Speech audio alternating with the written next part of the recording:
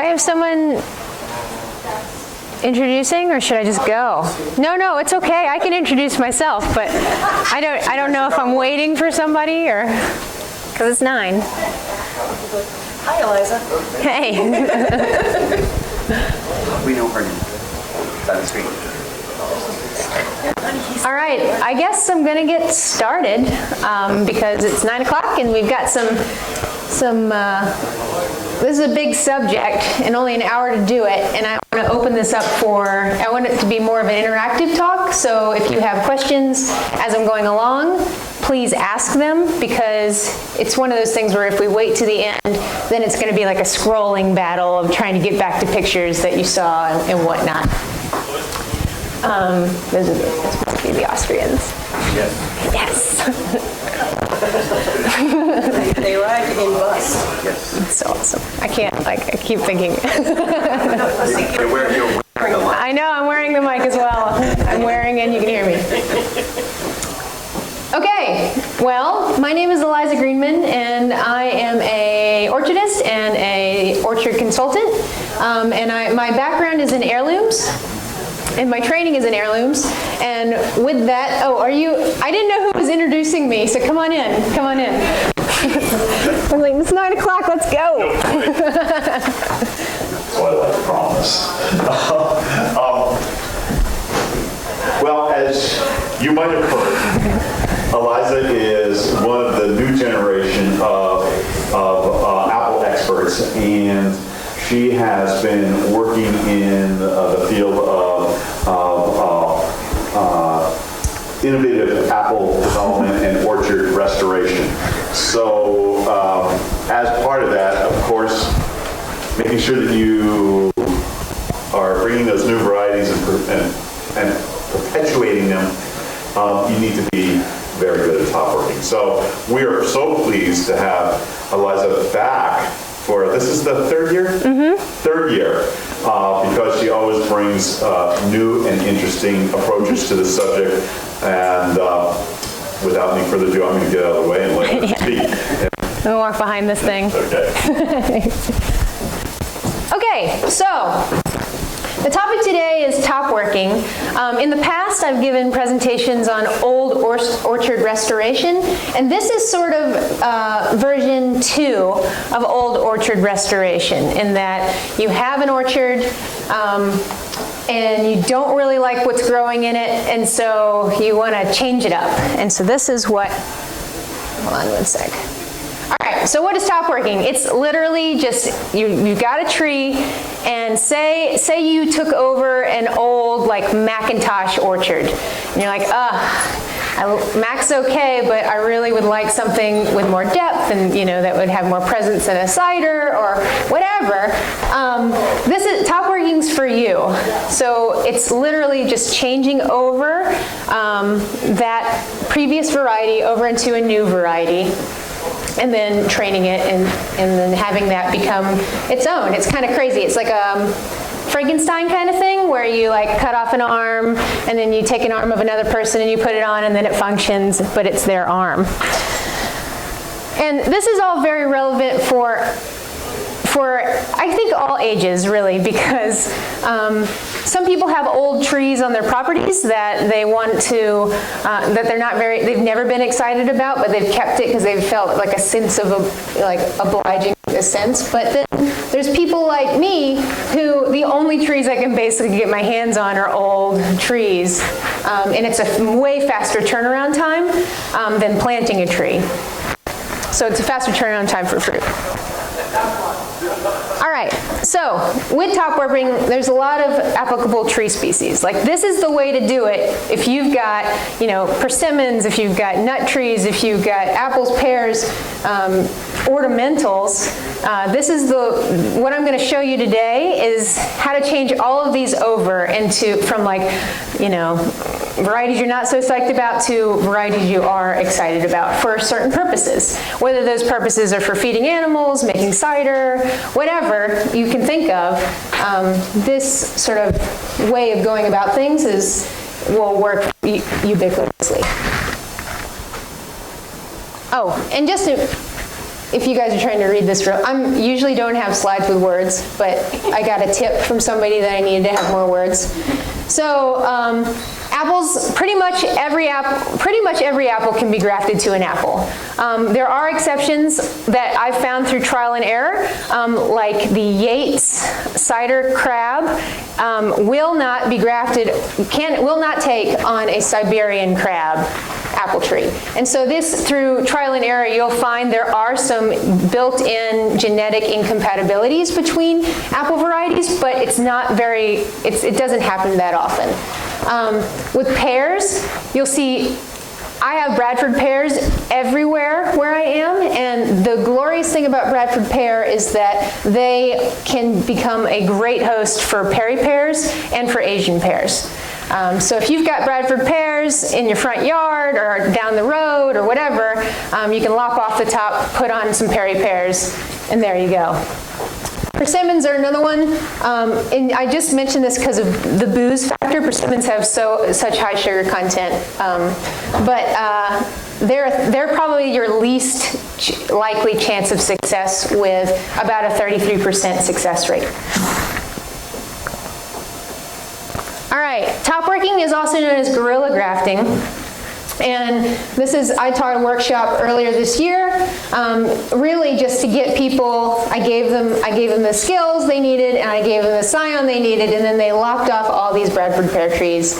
And because I'm allergic to Bradford pear, and now these are productive landscapes with fruit. Okay, so there's three things involved with top working. The first is pruning the tree and all that's involved with that. The second is grafting the tree, and the third is training the tree. All right, so pruning.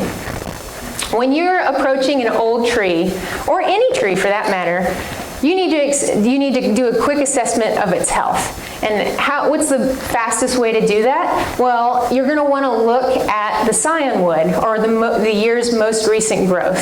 And so if you're looking at a branch, and I always use my arm as this, if you're looking at a branch and this is the tip of the branch, and like the end bud, you follow that back to where you see a circle scar, and that's where the bud was the previous year. That amount of growth is called the Scion. That's your graft, the wood that you graft with, but also that's an indicator of how much growth that tree had in the last year. And so when you're looking for health, vigor is, in a way, vigor is your largest chance of, or it'll reveal health more so off the bat. So when you're looking at something like this is your Scion wood right here. This is a vigorous tree. So this is probably what, like 2 feet, maybe 1.5 feet of Scion growth, and over on this side as well. So when you look at the top of a tree and you see this, you think, okay, this tree is accessing nutrients, it's accessing water, it's putting on a lot of growth, and you'll see this even if it's an old tree that hasn't been pruned in forever. A lot of times you'll see this still, and you'll think, this tree's got it going on, I can work with this immediately. I can start working, I can start visualizing this tree being top worked. The other one, on the other side, which I can't reach from here, but you can see this is it's an altogether different branch structure. You see a lot of fruiting buds. It's a spur type, so it's got fruits coming all off of it. But where I highlighted in blue over there, that's the Scion. That's the Scion, and it's questionable.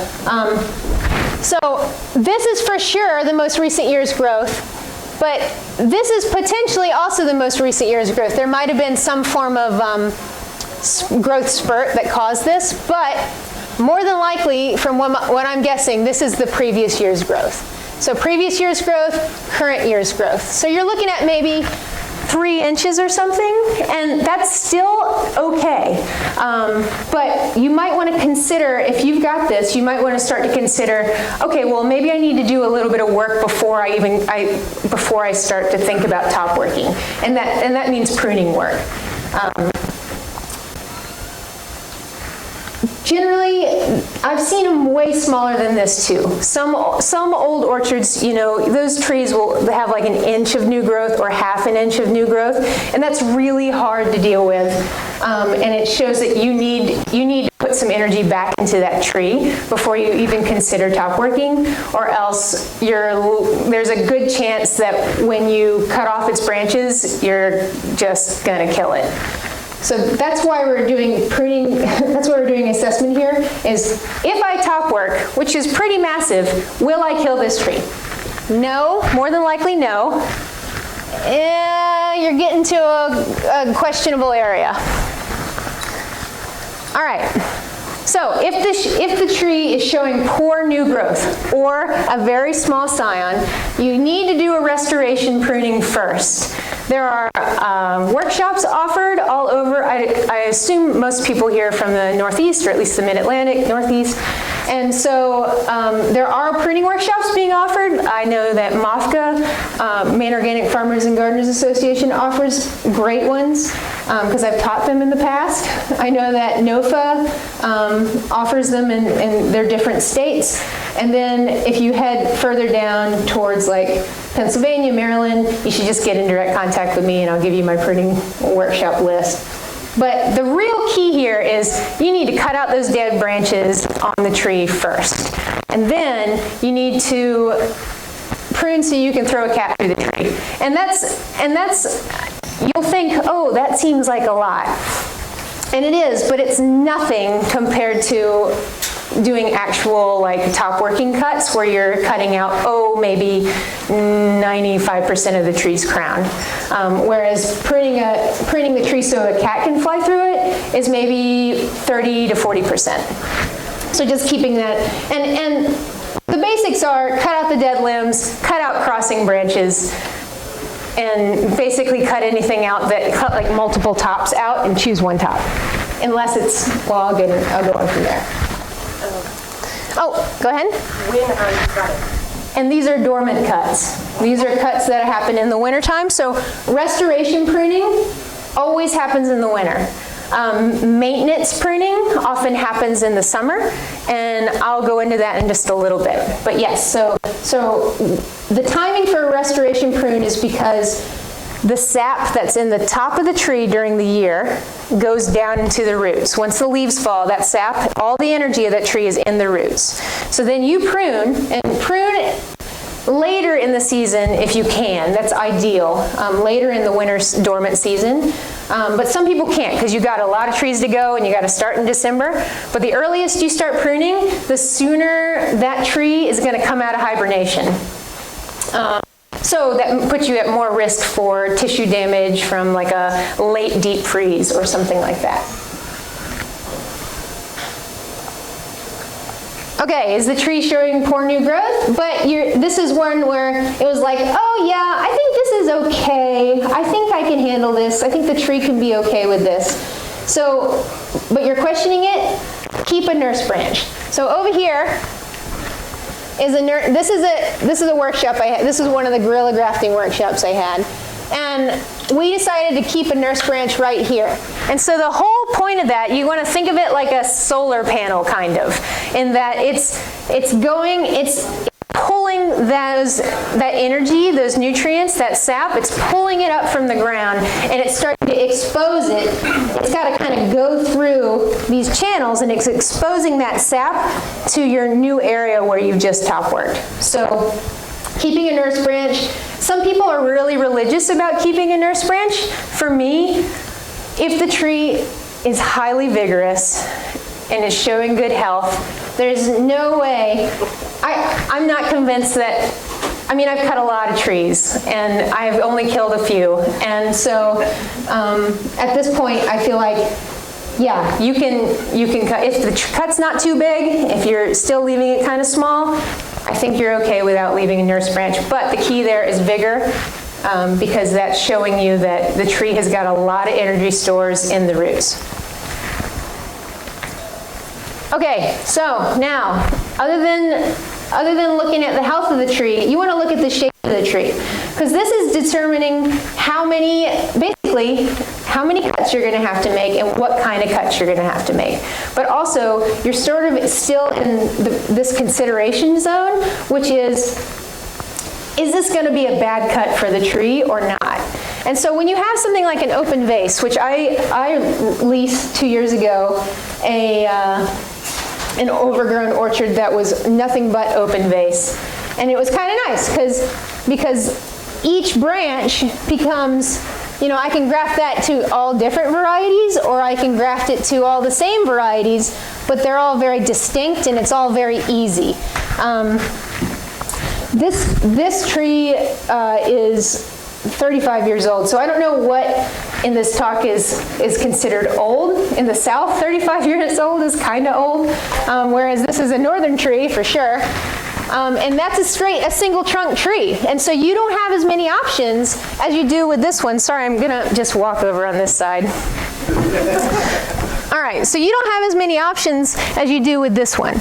So when you're looking at this single trunk tree, you're thinking, if I were to top work this, the thing is that this tree got so heavy up here that it started to shade out this trunk, which started this tree to self-prune. So a lot of these lower branches have been self-pruned off. And so that's an issue when you have, that's a real issue when you want to harvest, basically, you know, because it's one thing if you shake the tree, and I'm a full proponent of shaking the tree for cider apples, but you got to get up there somehow, and so you're getting a little dangerous. So part of the consideration is, okay, well, what do I want to do here? Do I want to work this up high? Do I want to top work it down low? And the idea is that the diameter is something to keep an eye on. The larger the diameter you're going to cut, so if you go back, if you are thinking about cutting this tree right here, you have to be well aware that, say this is a 2 foot in diameter tree, you have to be well aware that a 2 foot cut, that's a big wound. So that's going to have to heal, and you're going to have to give it proper attention.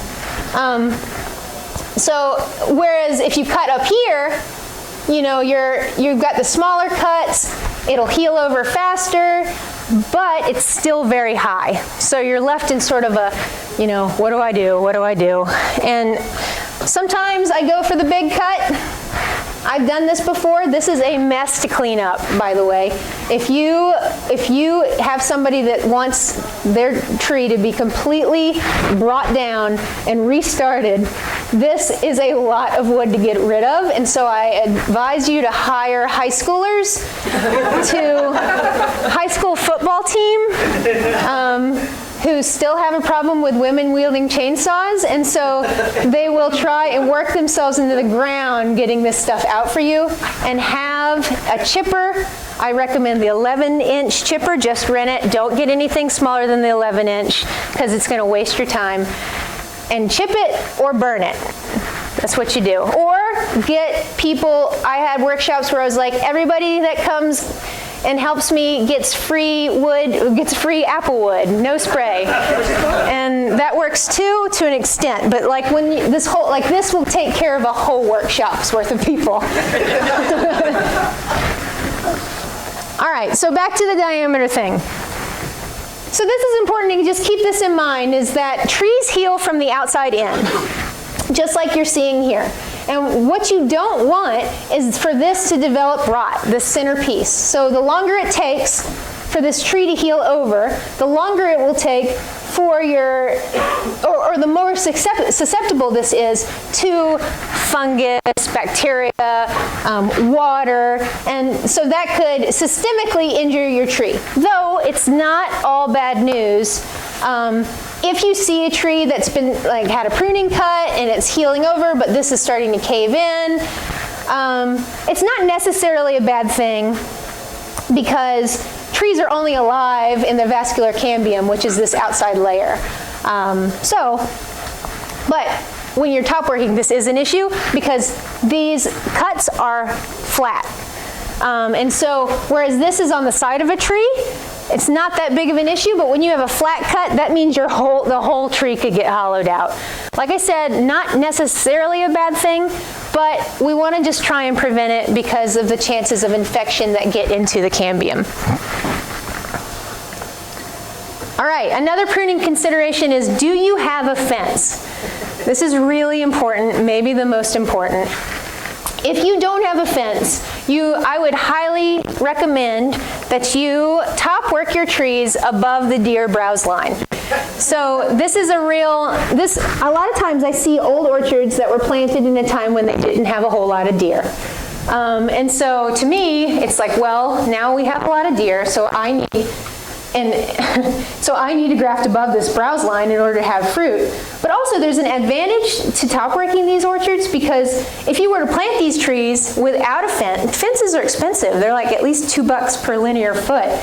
And so if you plant new trees, then you've got to worry about deer, and the tree tubes only protect them to like 4 feet. So and deer can browse way higher than that. So if you can see here, this is another one of my workshops where they're top working some Bradford pears into Asian pears. And I have them on ladders just because I want it high. I want it out of reach, out of browse. So if you have fence, good. Maybe consider getting a fence in the future if you want to plant younger trees. Definitely consider getting a fence in the future if you want to plant younger trees. But if not, this is a great way to avoid these beasties. All right, so there's 2 cuts that you need to make, 2 pruning cuts you need to make when you're thinking about top work. There's one in the winter and there's one in the spring. And the winter time is the dormant season, okay? And so that's when you, and this isn't a picture of an old orchard, but it's still the same deal. That's when you go ahead in the wintertime and you're like, all right, I'm going to top work this tree come spring. It's got good vigor. Where am I going to graft it? Where do I want these grafts to happen? So these blue marks are the graft line where I want to graft. But in the wintertime, you don't want to cut all the way to that line, because you need a fresh cut come springtime, because it's all about the tissue, and you need that green tissue to be able to accept your Scion. So what do? Instead, you go about a foot up from where you'd like to graft. You can go higher than that. You can go 2 feet, whatever's convenient for you. And you cut that off. And you're cutting this off in the wintertime during the dormant season. Then comes spring, and the key here when I say spring is that you're starting to see leaves emerge from the buds. The old timers say that you graft when the leaves are the size of a mouse's ear. That, for me, hasn't been 100% okay. I like to get the leaves a little bit bigger because you want this sap flowing in the tree. Well, just now starting to flow. And so when you cut this, that's your winter cut. When you come through and cut your next cut in the spring, that's when you graft it soon after you cut it. Like, there's really no delay because you need it fresh. And oftentimes it'll be wet, or not wet, but it'll be moist along the sides. That's really good. That's just showing that there is sap that's present and there's sap that's moving forward in the tree. So this is the wood that you graft on. Okay, you also have to get your scions prepared, which happens pretty much concurrently with when you've just made your grafting cut. Okay, and Scion, once again, most recent year's growth, end of the branch, follow it back, you'll see a bud scale scar from where the terminal bud was the previous year.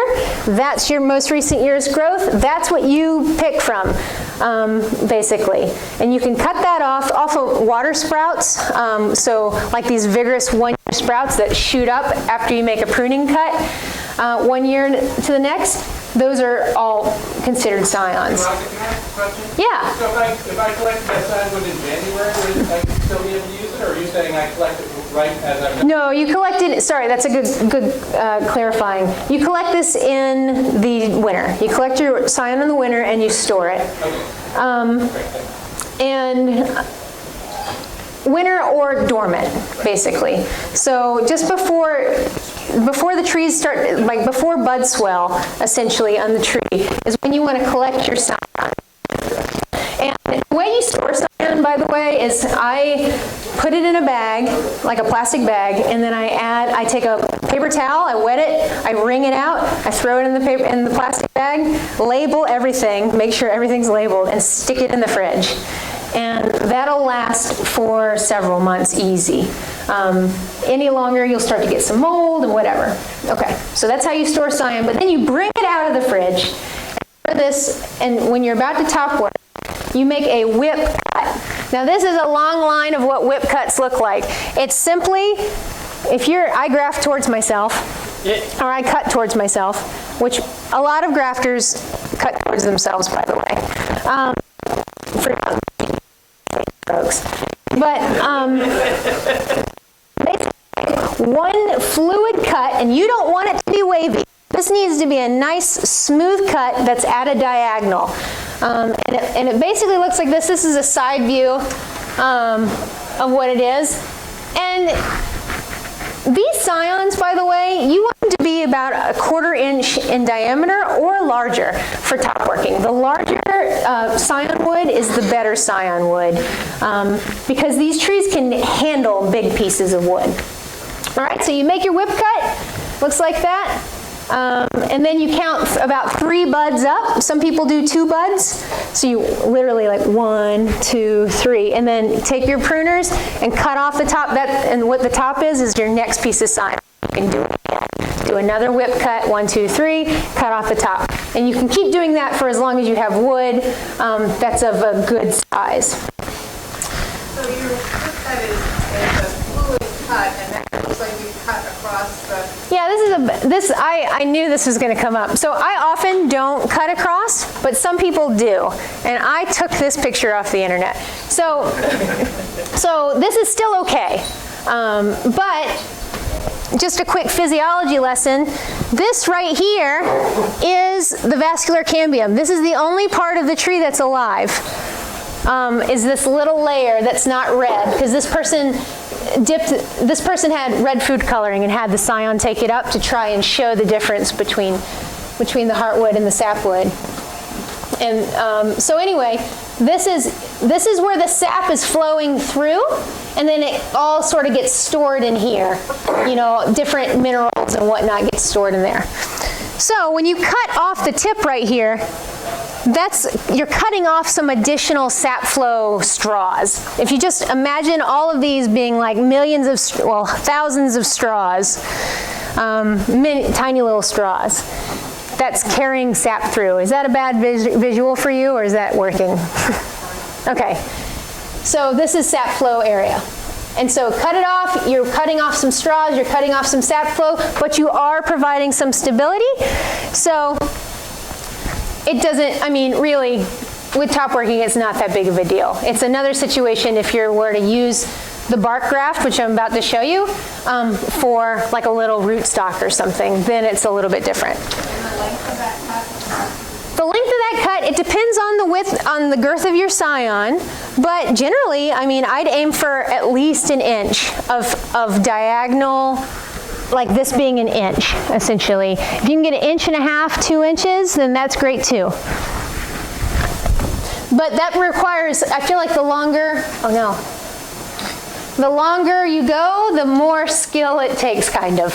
Because if it's thick, it's thicker usually. The longer you go, the thicker the Scion gets. And so that's a hard start. And if you get it rigid, a lot of times people like rigid and, you know, it's not a fluid cut, then that's not good enough. So you got to keep whittling that away till it's one fine cut, sleek.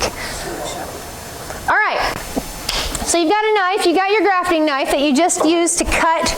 So first of all, you just made your final cut. You can do this with a saw, you can do it with a chainsaw, but this is your grafting cut, okay?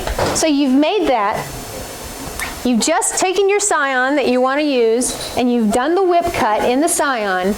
Now, you take your knife and do exactly what this looks like, is that you stick it into the tree, handle up, and you stick it into the tree until you can't, and I just rock it in until it hits the hardwood.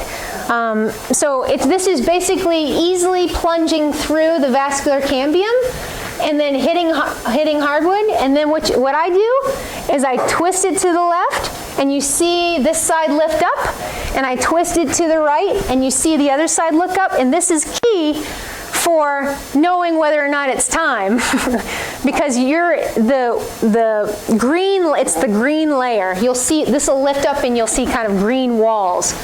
This green layer is, if it lifts up easily, you're in it. This is top working time. If it doesn't lift up easily, you might want to think about coming back in a few days and doing another cut and starting that again because it gets really frustrating when the cambium isn't separating from the wood, and it's so satisfying when it does. So, sure. If you do have to leave your tree and come back a couple days later, about how far down should your second cut be? Maybe a couple inches. Yeah, it's not, I mean, really the big thing is like in the winter time when you make that dormant cut, you're worried about it drying out the wood. You're always worried about it drying out the wood when you're pruning, but giving it about a foot is just like a really good safe clearance. But a couple days, a couple inches, it's really not that big of a deal. All right, so you've got your Scion, you've made that cut, and so you can see there's like a little bit, this one is easily lifted up on the left and the right, and they put their Scion in, and you have to face your cut towards the center of the tree. Don't face it the other way, it won't work. Or it might work, but it'll be so sad. So you stick it in, and then you get like a little hammer. I bought like a little kid's hammer, and you just like tick, tick, tick, tick, tick, and you just basically hammer it in until you can't see this. You can't see your cut anymore. So let's go back real quick. Okay, now you see it. Now you don't. And you can see that these sides are starting to really lift up. If you were to make this graft. And this is called the bark graft or the side graft. And there's a million different kinds of grafts, but I'm just going to talk about this one because this one's a good one. Okay, so if you lift up this side, this is easy, but if this is not ready to lift, then you're going to end up shredding this bark. You'll probably tear through it. So it's really important to just have these sides be able to lift it up. All right, next up, if you are dealing with really big Scion, you have, with apples, it's really not that common, and with pears as well. But with like nut trees, this is an issue. You can have blowout. And so blowout is when you've got a tremendous amount of energy in the roots. It's all coming up in this massive force, and you've got your little Scions like hanging on, and then there's so much, they get infused with so much sap, and they grow so fast that the trees basically can't hold on to them. So they blow out of their grafts because it's just too much vigor at once. Now apples, I've grafted a lot of, like cider apple varieties tend to be more vigorous. I'll get to you in a second. Cider apple varieties tend to be more vigorous than apple, and heirlooms too. And there's a reason for that. I think they kind of tried to zone vigor out in the 1900s in order to have like spring fruit. But anyway, I don't even have this happen with cider apples, so it's really not a concern. But in case you are just a very worrisome person, or you are into ensuring this work you've done, because this is a lot of work, you can hammer a tiny little nail through there. That's fine. That won't hurt anything. And just, I do know people who do that. They just do it for that extra degree of security, and that's fine. And like you said, all you do is just hammer it straight through. Yes? The image you were showing before with the Scion wood no, sorry, the one before that. It appears that it's been cut on both sides, but I would think that you'd want the cambium layer against the cambium layer. I think it's an optical illusion. It's kind of, yeah, the other side, it's curved on the other side. Some people do cut on both sides. And that is generally when that's a slightly different graft, where you're not rocking it to the left and to the right. You're just, say you make your cut, with your knife, you stick it in the tree, and then you rock it to the left, and then you take it out.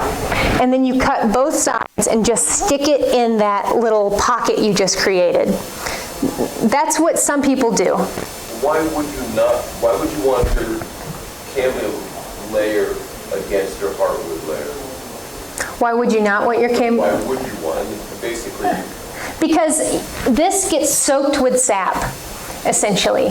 And so when the sap is rising from the roots, it's just kind of embracing the Scion in a big hug. Whereas if you, and because the opening is on the outside here, and your cut is on the inside, the chances of it drying out are much less than if you were to have that flipped the other way.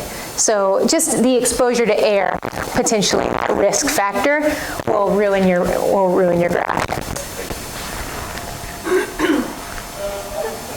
All right, now time for wrapping it. And like I said, this goes for big trees. It's all the same. It's way easier to take pictures when you're doing it on a smaller scale. And these aren't my hands. So you just start from the very bottom or maybe like a 1/4 inch or 1/2 inch below where the split happens. And when you stick your Scion in and you hammer it down, it's gonna create, and your cut's not long enough, it'll create its own cut. It'll just keep following down that fissure line. So you just look to see where it ends. You pick like a 1/4 inch or a 1/2 inch below that, and then you start wrapping. I use electrical tape, and I think that this is a stellar product, and it is very cost effective. You can try and be sold on all sorts of other stuff, but when push comes to shove, I think electrical tape is the way to go. I have some other grafting friends of mine from Washington State who also use electrical tape, and so I felt very validated when I grafted with them for a couple weeks and saw that that's what they do. All right, so it's also important, and this is part of the healing aspect. So I watched a video not too long ago of this like bro grafter he was just so cocky, and he was like, I get 100% success rate, and so I only have to stick one Scion in because I'm just that good. And I immediately commented, one, I was pretty disgusted by his attitude, but the other thing is I commented that it's not just your take rate. Sticking a Scion in and it taking on a top working graft is pretty easy. You've got pretty good odds that it's going to work. But it's all about healing. So when I showed you that picture, I think maybe I even added it. Yeah. When I showed you that picture of everything healing in, well, imagine here's one of your Scions, here's one of your Scions, here's one of your Scions. All of them are rapidly forming tissues. So they're forming tissues that are merging in. That is also, you're covering that wound in a faster way. Now, do you keep these Scions once they all took? That's up to you. Some people have braided them together. Myself, I have tried that, and I've found that it's too much upkeep for the amount of energy I'm willing to put in. So I generally let them go for the next season, maybe season or two, and then I'll cut them off. And I'll choose one to go for. Okay, so let me go back to this. All right, so what you notice right here is this yellow goop. This right here is Dr. Farwell's grafting sealer. It's so expensive, and you can't find out anything about the company. I don't think the company exists anymore, to be honest. Like, I've spent about 3 hours trying to track down this company to give them a call about questions, and you can't find them. And so I think maybe there's a warehouse with all their backlog of stuff from 20 years ago that they sell. But what this does is this is creating a water and a air barrier between the cut, essentially, and your new grafts. So you want to seal out the air and seal out the water. That's really important. That's the name of the game. The electrical tape here will do that as long as you wrap it, and you need to wrap it tight. That's a good thing about electrical tape, though, is that it really doesn't break that easy. So you wrap it tight and and overlap it nicely. But that seals out a lot of air and water as well. All right, and so this is a really heavy slide, but I just want to give you a little history of grafting sealer. This is something I pulled off of Google Books the other day, is that they're talking about a grafting sealer made with cow dung, a little hair, and clay. That's one option. Beeswax, half a pound of pitch, and strips of coarse cotton, which is also the same stuff you use to wax your legs. And then tallow, beeswax, and resin. This is all sort of a and moving forward in time of orchardists, tallow, beeswax, and resin. I still have a friend who grafts using tallow, beeswax, and resin, though I think maybe she uses turpentine instead of resin. But she really speaks to the beeswax and the turpentine's antifungal qualities when grafting over when grafting or sealing over that top work. And there's something to that for sure. I just tend to not pay it much mind, because I during this time of year have very cold hands, and this is really a problem. So I have very cold hands, and you need to manipulate this stuff, and you have to have body heat in order to do that. And so unless I drink whiskey, I cannot use this stuff at all. So I'm also a poor orchardist. So Doc Farwell's costs like $280 for a 5-gallon bucket or something, and it's like, whatever that divided by 5 is for plus $50 for a 1-gallon container. And so the past 3 years I set out to try and find what can replace Doc Farwell's, and I found it. So here's the key, is that exterior latex paint and waterproof wood glue. Do not get the water resistant. It won't work as well. It'll crack. Waterproof wood glue. This is the combination that'll save you hundreds of dollars if you've got a big grafting job to do. And the great thing is, if you're guerrilla grafting or if you're into color coding your varieties, you can have whatever color you want selected out of your, it's so fun at Home Depot to be like, ooh, I think I'm going to go with coral green for Ashmead's kernel, and I think I'm going to, you could totally do that, or it's your gang colors for grafting, for like guerrilla grafting. So this is a real thing. This is great. Never again will I use this. You can mix this in whatever quantity you want and go as you want, and it's great. What's the ratio? So the ratio generally for me is, I probably end up with 30 or 40% wood glue to 60 to 70% latex, exterior latex. I mix it until, but I prefer like gloop. So I mix it until it's pretty stout, and then I use that same paint mixer to apply it to my grafts. So it's like, and then move it around. Like, this is not paintbrush material, but I think that's important because you've got a lot of sap coming up. There's a lot of pressure for it needs to expand. This stuff seems to be able to handle it if you get it on the thick side. And the thicker side, of course, is coming from the wood glue. Hey, Eliza, is a tree coat too expensive? Tree coat, so tree coat is asphalt based. It is too expensive for what, like comparatively. This cost me like $15 and this cost me maybe $15. So you've got $30 for 2 gallons. Tree coat comes, it's hard to find in like bigger containers, and it's still like $20 for maybe a short or something, and it's asphalt. So not like this is saving the planet either, but I just tend to, I don't know, I guess I just like having color when it boils down to it, and I like it to be cheaper. Yes? Have you ever come across people that are not using graft sealer. I've seen people that do the electrical tape thing, and they say, don't do graft sealer, it seals with moisture, creates more problems than it solves. I don't know if that's what you've run across. I've run across it, but I'm not convinced. That's basically, it's one of those things where, you know, there are, like they did a lot of top working way back when, but they also put beeswax on it. You know, like if you read through the old horticultural journals, which is like what I do at bedtime, you find like this, you know, it's generations like kind of changing to, oh yeah, this really had more success. So it depends. I mean, some people are radical purists, and they can, if they have good success, then great, but I would recommend painting it. Eliza, one question. Yes. How well does that mixture store?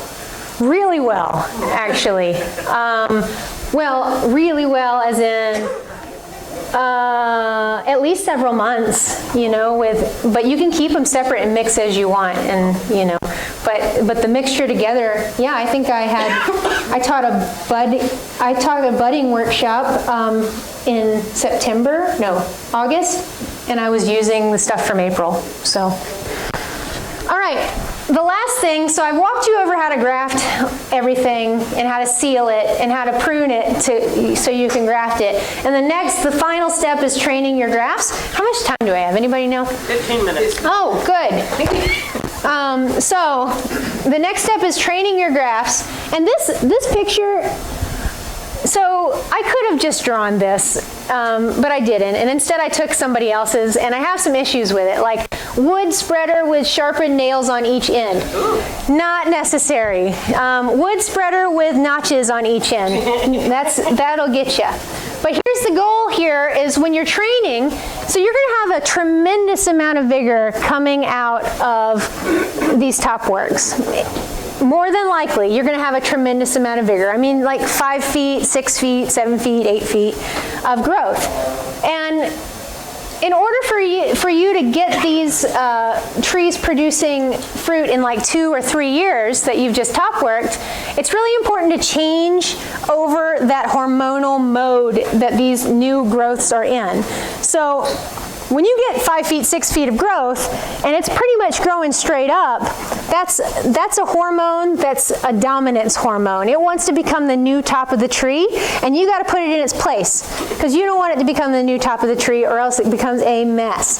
So that's why I'm telling you to train them, or to spread these, and you want to get it, don't get it completely flush horizontal. You want to give it, this is called a crotch angle that I'm doing right now with my arm. And you're going to want to get that crotch angle, you know, not flush horizontal, but a little bit up. And it's just way down, or spread these branches so that happens. And what you'll see is there's a hormonal conversion going from axial control to gibberellic. Basically, it's a hormone that's more involved with fruiting. So this will also help to slow down that vigor. And that's kind of how it goes for trees in general, at least fruit trees in general, is if you're able to train your tree and you're able to take a branch that's going like this and put it like that, you're going to get fruit faster, more than likely, because you're changing it from vegetative growth over to fruit growth. So those buds, the buds on that Scion that just exploded, will start to convert and be like, oh, I think I can produce fruit, and so they'll convert over to fruit buds. Whereas if you leave it straight up, then that's going to stay at vegetative for a little bit longer. And like I said, it's also a mess. So if you have all of these, you know, shooting straight up, because these are going to, all your new growths shooting straight up, it's a little bit chaotic to deal with, especially if you have a lot of grafts on one tree.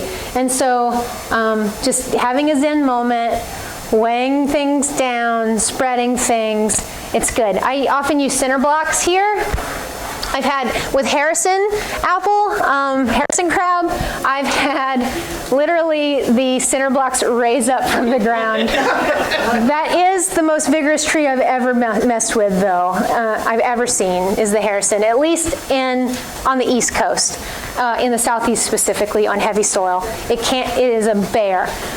And then this works too, you know, a hose attached to the tree, and then you kind of bring it in and tie it in, whatever. But that's important.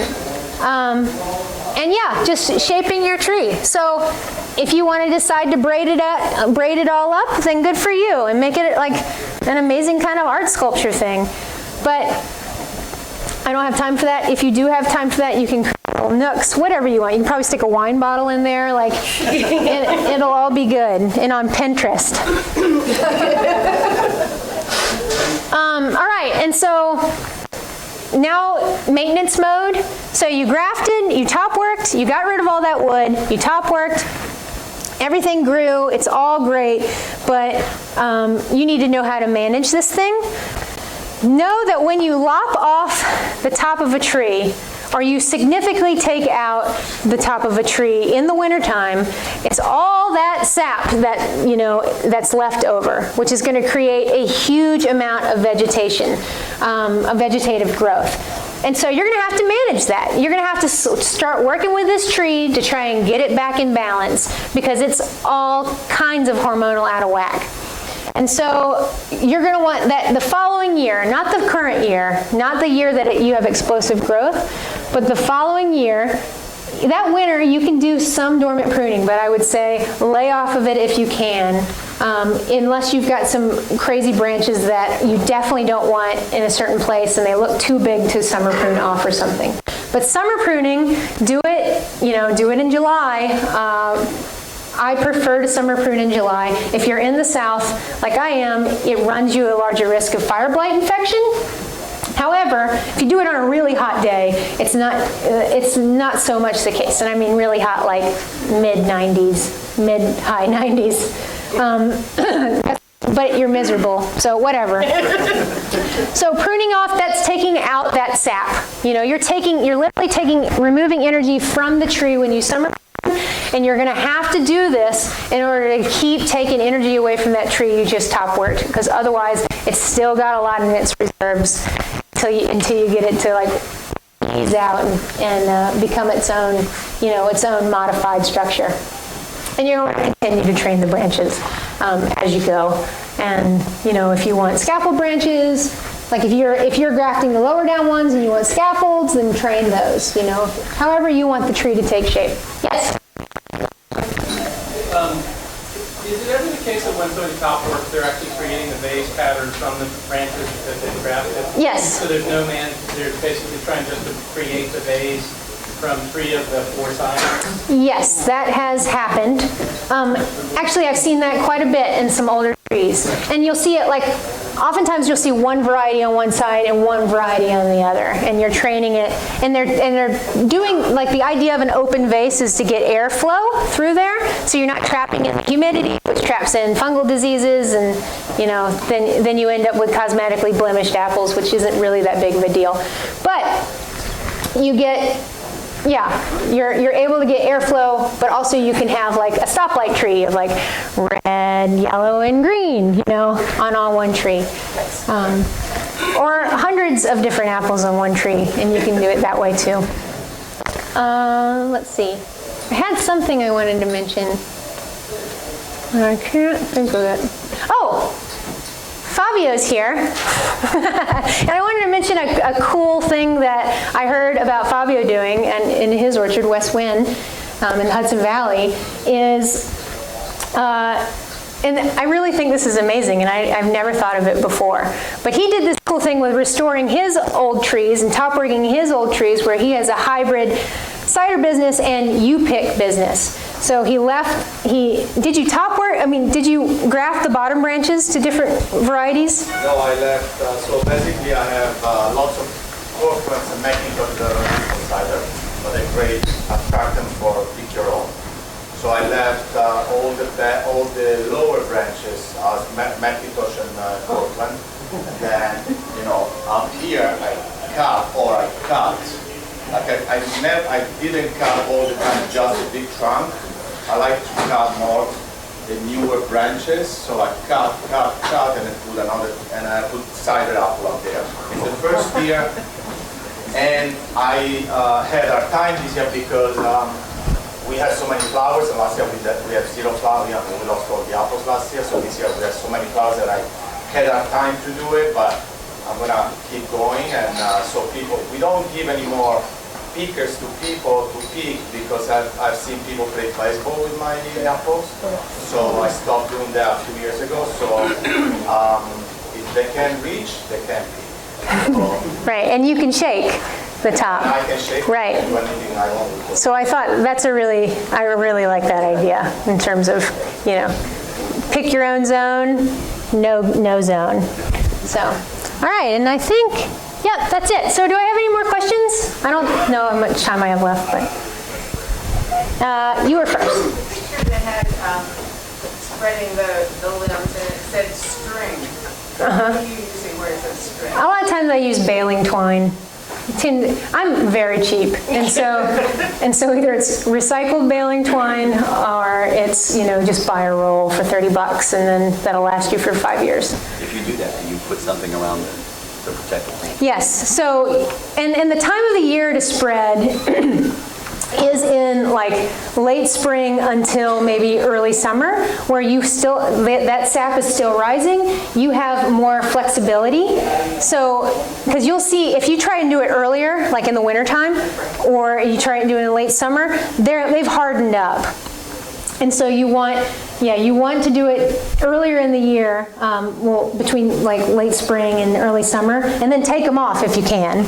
But also put a strip of something thick, whether it's old hose that you're running the string through or like a piece of leather or something, put it in between the string and the tree, or else it'll start to girdle into the branch. And yes.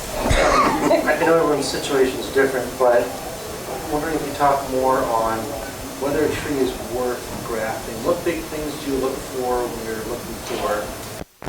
Is this worth putting energy into? Is it too old? Or should I start plant something from scratch? How do you make that call? Okay, so the question is, how do you make the call between what's worth it and what's not worth it when top working a tree? Generally, my first consideration is health of the tree. And also, does this tree have like rampant black knot, or like some sort of bark disease essentially? Because I don't want that. Or is fire blight really rampant in this orchard? Generally though, with old trees, you have some more built-in resistance due to the vast root structure. You just have better trees when you have bigger roots. And so, yeah, I look at the vigor essentially, but then it's about tree form and it's about how much energy I want to put into the tree. So if you have a 60-foot tall tree that has no branches for the first 25 feet, it might not be worth it. That might be one where you're like, okay, well, I'm going to go and plant something else, because your alternative is cutting the base of the tree and having this enormous wound. And you're sticking like 100 Scions in it. Right, it's a birthday cake. And, it's up to you on whether or not that's worth it, but that's a lot of removal. Yeah. So a lot of times when I face that, and say it's in another orchard, usually they're not all like that, if they've been cared for in the last 20 years. But do you have this problem? I have I have a really old orchard. It's probably 150 years old. We have two probably original trees left from that orchard. The bases are 4 feet around. We don't want to, this is a little advanced for what we're doing. Mm-hmm. So what we're trying to do is determine if they're going to come back. The Army Corps just came in and cleared out this huge field from it.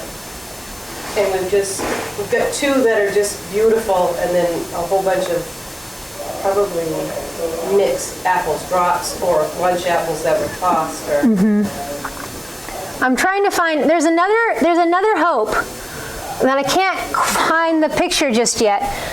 You can always try the side, I don't even know what the actual grafting term is called, but I'm just going to call it stick it in the trunk.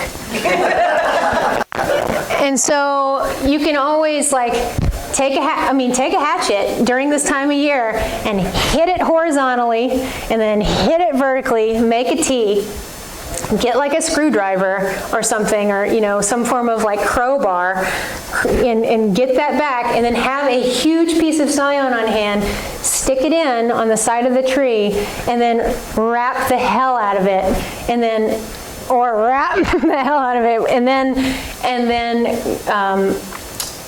put on your grafting sealer like in and around it.